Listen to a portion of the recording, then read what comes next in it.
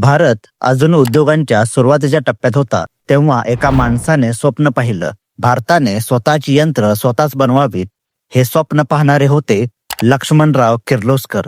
छोट्या वर्कशॉपमधून सुरू झालेला प्रवास शेतकऱ्यांसाठी पंप, उद्योगांसाठी इंजिन्स आणि देशासाठी आत्मनिर्भरतेचा संदेश पुढे घेऊन गेला.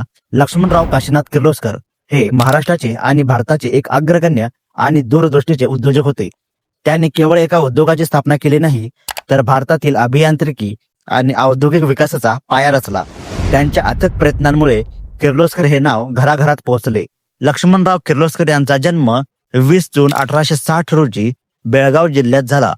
त्यांनी मुंबईच्या जे स्कूल ऑफ आर्ट मध्ये कला आणि अभियांत्रिकीचे शिक्षण घेतले, जिथे त्यांना यंत्रांचे बारकावे शिकण्याची संधी मिळाली. सुरुवातीला शिक्षक म्हणून काम करत असताना त्यांना असे जाणवले की भारताला परदेशी यंत्रांवर अवलंबून राहावे लागत आहे. भारतातील शेतकऱ्यांना शेतीसाठी आधुनिक अवजारांची गरज आहे हे त्यांनी ओळखले.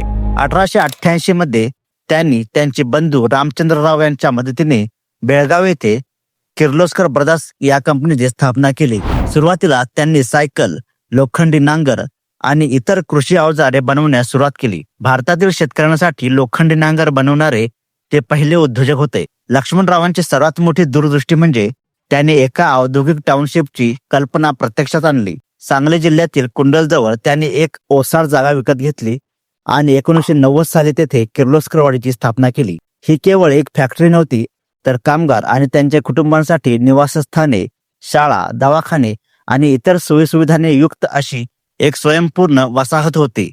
यामुळे कामगारांना कामासाठी पोषक वातावरण मिळाले आणि त्यांची उत्पादकता वाढली. किर्लोस्करवाडी हे भारतातील पहिल्या नियोजित औद्योगिक वसाहतीपैकी एक आहे. लक्ष्मण किर्लोस्कर यांनी घालून दिलेल्या मजबूत पायामुळेच आज किर्लोस्कर ग्रुप हा पंप, इंजिन्स, कंप्रेसर, कृषी उपकरणे आणि इतर अभियांत्रिकी उत्पादनांमध्ये एक जागतिक स्तरावरील प्रमुख ग्रुप बनला आहे.